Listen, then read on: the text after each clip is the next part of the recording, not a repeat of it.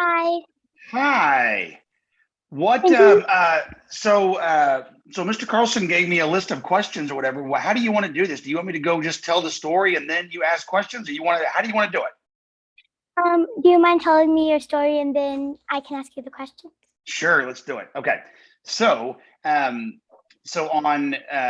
Well, let me back up a little bit. So I got hired at Morgan Stanley, which is a stockbroker, company, and Mm. And so I just got hired and I just passed my Series 7. And so they had training in New York for like 3 weeks that we had to sit there and learn all the products and all the things. And so I was brand new married, and so I took off on September 9th to New York City, and I was living in Arkansas at the time. So I took off New York City, and I'd never really been there. And it was wild. It was fun. It was fun to see everything. And Monday, September 10th, they take us to the World Trade Center, and I had no idea where the meetings were supposed to be. My parents were asking me, my wife was asking me, and I was like, I don't know. But we got picked up in the shuttles. There was about 200 of us in our training class. So we got picked up and we get dropped off at the World Trade Center, and it was a massive structure. The buildings were just huge, and I kind of got lost in the crowd a little bit, and I kind of lost my way. But it was really chaotic down at the bottom of the World Trade Center because people are hustling, bustling, and going everywhere. I found my group, and we were the World Trade Center had the security staff had set up a booth for us for just the Morgan Stanley people because we needed our IDs to get up the elevators because you couldn't just go up to the elevator and go to any floor you want. You had to have IDs to do that. And so we were sitting there, and there was lines to get lined up with, just by your last name. And so my last name is Hemm. And so they had an A through G line, and then an I through M, and then N through Z. Well, they forgot the H. Like they didn't account for the H. The H was nowhere. So I was like, well, I don't know what I'm supposed to do. And and so people were yelling, going, "Where's the H supposed to go?" And they kept pointing to the A through G line. And I was like, all right. So I get over to the A through G line, and several people kept yelling at him, going, "Hey, where do the H's go?" And the security personnel didn't understand that they had left off the H. And so they were mad at us, and they were griping back there. And I was getting a little irritated with what they were saying. So as I'm getting closer to the line, I hear them complaining about us. And they were like, Morgan Stanley people, they're supposed to be smart. They don't even know how to read. They don't even know where the alphabet is. I don't even know. And I got up there and I go, you do know you left off the H. That's why we're all confused. The H is nowhere to be found. And she goes, oh, well, you know what we meant. And I said something, I really regret this, but I guess you don't need to know the alphabet to work at the World Trade Center then, do you? And it was not very nice. I should not have said it. But well, I was like, whatever. And so we get to the elevator, and I ride up to the 63rd floor of the South Tower, and so that's where our meetings were going to be. And it was, and the area that we were in, the floor, it was windows all over the place. You could see the Statue of Liberty. And I didn't know how big the buildings were. I had no idea it was 110 stories or whatever it was. At 63 floors, you see the tops of all the other buildings below you. So I thought we were near the top. We were actually only halfway up, but it's just a huge structure. So we had meetings all day on Monday.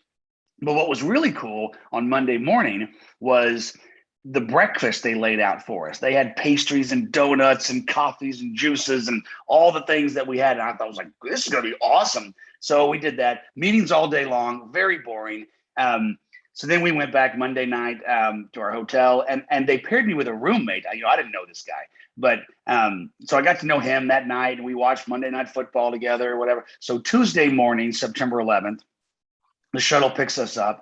We go to the World Trade Center. We don't have to wait in line anymore because we have our IDs.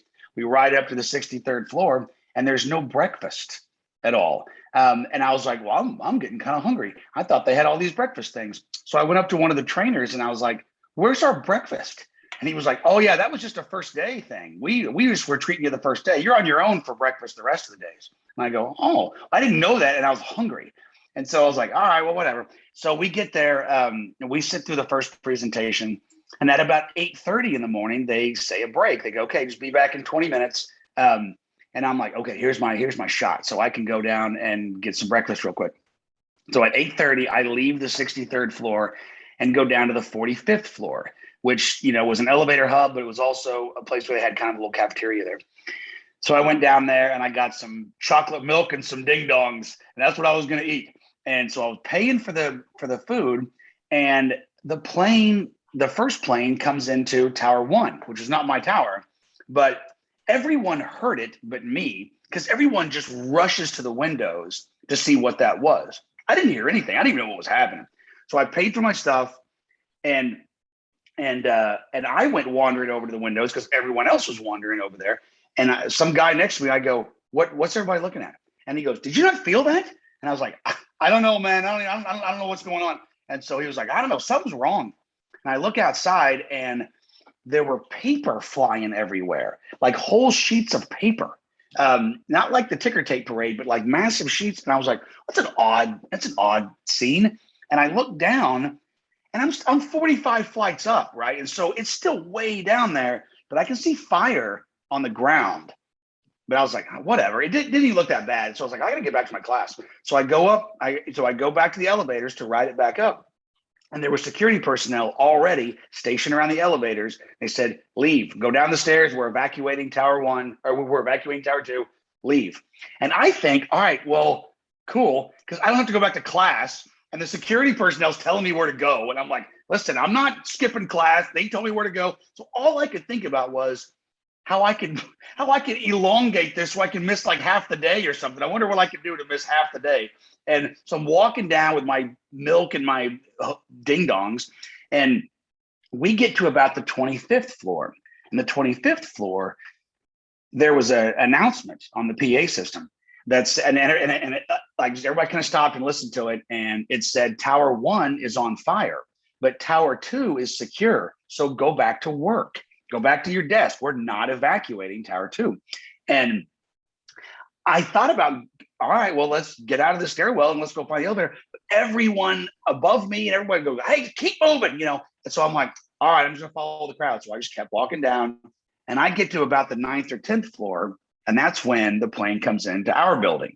And before that, we were just casually walking down the stairs and talking. I was with a couple people from my class. And we were laughing and joking. Nobody cared about anything. But once the plane comes into our building, we knew something was wrong. I mean, the building shook violently. But I was on the 9th or 10th floor, so it didn't shake as much for me as it did for the people above. But so everybody starts running. So I start running because I don't know. And so we're running down the stairs. We get to about the 3rd floor, and that's where the stairwell ends. And you got to get out into the lobby, and because the lobby is several floors. And I expected to see the crazy chaos that I had seen Monday when I kind of got lost down there. I expected to see everybody running around because, and I didn't know what was happening. But I opened the door of the stairwell, and it was like pure order. There was security personnel lined up every 10 yards or so telling us where to go. The same personnel that I was making fun of the day before for not knowing the alphabet, right? They were the ones in harm's way, making sure we all made it out to safety. We still don't know what's happening. We have no idea the planes hit we didn't know what was going on. So we're walking through, and they're ushering us through. Come on, move it, let's go. And we're passing doors that I thought we could have got out of. And I was like, well, if it's this serious, I don't know why we're passing doors that we could leave.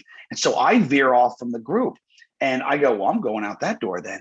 And some big old guy gets in front of me, security guard. He goes, sir, we're going this way. And I go, I'm going out that door. And he goes, sir, we got debris falling here, here, here, and here. This is the only way out. Now move it. And I'm like, okay, sorry. All right, you got it. So I get in line, so we move out. And so we get to where we can leave the building. And there was a guy that was stationed out there. And he goes, when I say go, you take off running and you do not look back. Do not stop and look back at the tower. Just run. And he's looking up to make sure there's no debris and like timing the debris to make sure that he can send people across the road. And he goes, all right, now. And so we start take off running, and I get 3 or 4 blocks away, and I've got to stop and look back at this. I have to see what's happening. I look back and I see what you don't remember because you weren't alive then, but the whole nation and world shut down, and everyone was watching was watching TV, and every single station was on it. I mean, except for one, but every single station was covering this. And so the whole world was fixated, and we're seeing the scenes that now I'm starting to see as I've left the tower, and I see that this huge hole up in Tower One, and I was like, man, I don't know how they're going to put that fire out, but I didn't conceptualize the buildings were going to come down or anything. I was like, all right, I gotta get to a place where I know what's going on. So I stop at like a convenience store, but it was like kind of an open air thing. It was a newspaper stand, but it was kind of on a corner. And so I walk up, and the guy was, and I didn't have a cell phone. That was a time where about half the country had a cell phone and half didn't, and there was no smartphones or anything. It was just, a phone. So the guy was on a landline, and I said, I need your phone. And he hung up and gave it to me. And I called my house. And I knew my wife was like babysitting or something. And so I just left a message on our voicemail, and we had it saved for like the longest time, but we deleted it. The voicemail said, hey, I don't know if this is on the news, which is insane because, the whole thing was on the news. I go, I don't know if this is on the news, but I go, something happened to our building. I go, I think a plane hit it. I go, but I'm okay. And then I hung up. Now, I never said I'm out of the building. I just said I'm okay. And so I start the 5-mile journey back to my hotel, and I don't know New York. And so I would stop every couple blocks, and I just grab somebody on the street, and I go, where's 38th and Lexington? And they go, you take the 9 subway to the 5. And I'm like, no, the subways weren't working, right? I go, no, just point.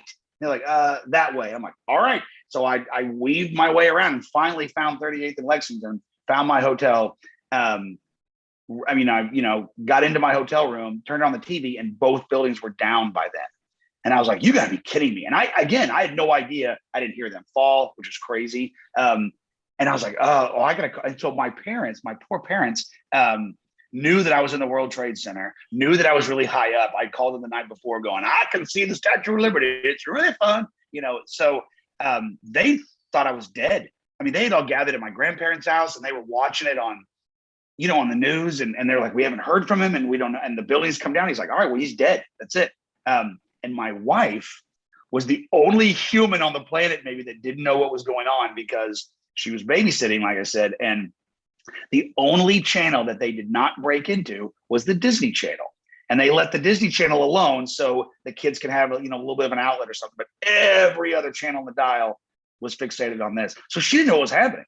And so my mom got a hold of her. And by the time my mom got a hold of her, she was able to call our house and hear the message. But again, it didn't say I was out. But so I was able to talk to everybody, and everybody was, excited about the fact that I was out. But when I give this talk, when I give this story to church groups and stuff like that, I always highlight the fact that, the people I made fun of that didn't know the alphabet, they're all dead. I mean, every one of them, because my building is the one that came down first, right? And so they were still evacuating people when my building came down. So all of those faces that I saw, the guy that was telling me to move this way, they're all dead. And it freaked me out something awful that night thinking about all of those people. Now, everybody in my training class got out, and Morgan Stanley was the biggest tenant in the World Trade Center. And I think they lost a handful of people, security personnel that would have been helping people, leave. So that's my story. I mean, I've got more to say on those stories, but that's kind of the gist of the story. What follow-up questions do we need to answer to make sure we cover everything? Mm-hmm. How did you get home? That is a fun story, and I don't mean to talk your ear off, but I'm going to keep doing it. So that's pretty fun. So so they shut down Manhattan. You could not leave Manhattan. All the cabs, they all took off. They knew what was going on. Everybody left Manhattan. No one. It was eerie, right? Because New York is, one of the most populated cities in the globe, and there was no one on the streets that night. On Tuesday night, it was creepy. But then the next day, they opened up all the transportation, trains and stuff for free, just to get people, because there was people trapped in Manhattan. My hotel was there, but so I called Morgan Stanley. I called the travel agency, and I said, hey, get me a flight out of here. And they go, okay, they tappity tap, they go, we got your flight that leaves Newark Airport at 2 o'clock today. And that was Wednesday. I go, oh, perfect, good. And so I took a train out of Manhattan into New Jersey. And then I caught a cab and I go, I need to go to the Newark Airport. They go, it's closed. Because what they did, there was not a single plane in the sky. Every single plane was grounded. And they all had to be diverted into different places. And so not one airport in the country could open before noon the next day. So everybody was waiting. I go, okay, well, if it opens at noon, I got a flight to 2. Yeah, sure. Maybe I can do that. So I asked the cab guy, take me to Newark. And he goes, okay, it's closed. And I go, yeah, I know, just get me close to it. And so we pull up to Newark Airport. There is a line miles long of cars waiting to get in. And he goes, what do you want me to do? And I go, just drop me off at the very front of the line. And I saw a hotel across the street that I could just hang out until noon or something like that. Because it was like 10 o'clock in the morning. And I go, I'll just wait there and then I'll walk over. And he goes, okay. And so he lets me off. And there's a police officer that is in front of Newark Airport, like halting people, going, sorry, you can't go in. No, you can't go in. And I don't even make any eye contact with him. I don't even talk to him. I'm just standing there sort of near him, but I'm waiting to cross the street. And this car pulls up, just cuts everyone off, pulls up and rolls his window down. And he goes, I need in there. And the cop goes, and everyone else does too. Get the back of the line. He goes, nope, I'm not going to the airport. I'm going to the car rental place. I got to drop this car off. I'm late for a meeting. I got to get in. And the police officer wildly goes, tell you what, if you just go into the car rental place, you can go in if you take this guy in there with you. I was like 22. You take this young guy in there with you. And the guy looks at me and he goes, get in. And I go, all right. I don't know these people. I don't know what's going on. I'm like, all right. So I throw my stuff in there and I get in the car. And he goes, did you have a deal worked out with a cop? I go, no, I didn't even talk to him. And so we get into the rental car place and I go walking in and they got their feet on their desk because they don't expect anybody to be going there for another 2 hours. He goes, are they letting people in? I go, no, but they let me in somehow. And I go, I've got a flight that leaves at 2 o'clock. And they start laughing and they go, ain't no flight leaving at 2 o'clock, man. I promise you that. He goes, one of the planes that hit the towers took off from Newark. They're treating this whole place like a crime scene. Ain't no flights leaving for days. And they were right too. That's what that ends up happening. There wasn't flights that left for days and days. And I go, well, all right, I'll tell you what, just go ahead and give me the car and I'll drive back to Arkansas. I go, just go ahead and give me a car. And he goes, we're in luck. We got one left. The car that this guy, took back. He goes, we have one car and that's it. And I go, all right, give it to me. He goes, how old are you? I go, 22. And he goes, we can't rent a car to a 22-year-old. You gotta be 26. And he goes, yeah, sorry. And I said, man, I was in the towers. Come on. And he goes, well, they looked up a corporate deal and they had a corporate deal with Morgan Stanley, so they could go ahead and rent me the car. So they hand me the keys and they go, it's the only car out front. And I go, all right. And as I'm leaving, it occurs to me, I don't know where I'm going. And there's no GPS. GPS didn't exist back then. And so I turn back to these guys and I go, how do you get to Arkansas? and they go, we don't know. And I'm like, all right, whatever. So I get in the car and I just start driving away from Newark. I'm like 20 minutes. I'm just driving. I don't even know what direction I'm even pointed. I don't even know if I'm going the right way. So I stop at this gas station. I'm like, I got to get a map or something. So I walked up to the guy and I go, I need maps. And they're like, oh, it's over there. There's a big wall of maps. But they were just New York state maps and New Jersey state maps. I'm like, well, that didn't help. I need a path to get to Arkansas. And right next to the maps was a children's coloring book that had all 50 states and the interstates lined out in there. So I bought the coloring book, and that's how I got home, was looking at the coloring book. It was pretty fun. Did it affect you at all? People want me to say that that's why I became a minister, because I'm a minister, right? And I work with Travis in our church. We do camps together and everything. People want me to use that and say, oh, and that's when I found God. And not really. It's interesting that I was a part of it, and I have a special connection to 9/11. And my church a few years ago gathered up money and sent me and my wife to the 9/11 museum memorial thing they have in New York City. And that was powerful. That was powerful to walk through and to go through and to have my connection to it. Did it scar me or affect me? No, I don't think it did. My roommate, that I didn't know, he had an awful story and it really affected him.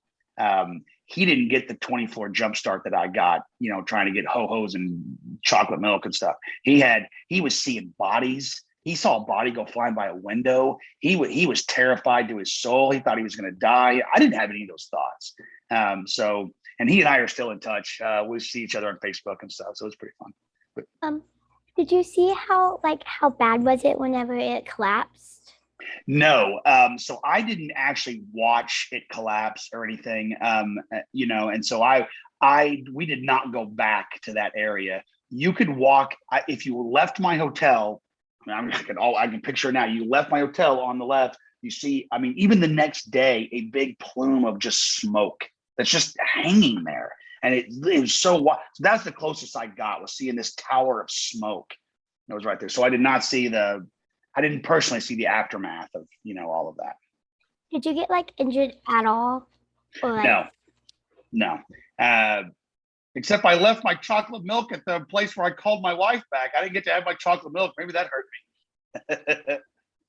Did you lose anything important? No, not at all. I didn't have a computer or anything with me that I would have left. I didn't really leave anything other than notebooks and paper and stuff up at my desk. So no, I didn't. How did you feel whenever it happened? How did I feel? It's wild. It's wild because while the nation was processing their grief and their just shock that anybody would dare attack us in this way, I was still reeling from having been, next to it. And so I didn't join that larger conversation for a couple of days because I was still kind of processing the fact that I was in the towers, and and especially the first probably 5-6 years after it happened. Just the shock and amazement on people's faces when I would go, "Oh yeah, I was in the tower when it was hit," and they were like, "What?" And so but now the years have gone on, and more people are born like yourself that have no memory of this event. As time goes on, it's less and less interesting that I was a part of this whole thing where the whole nation stopped and watched. It's crazy. How did you get to your hotel? Did you walk the whole way? Yeah, I walked the entire way. The cabs were not interested in carrying anyone, and the subway stopped working because the subway, a lot of them go right under the World Trade Center, and so that was clearly stopped. So yeah, so I walked that entire way. That's it. Thank you for letting me interview you. Of course. And if you have any follow-up questions, like Travis has my number, so you are welcome to ask away. And it's very fun. Thank you for doing this. This is very fun.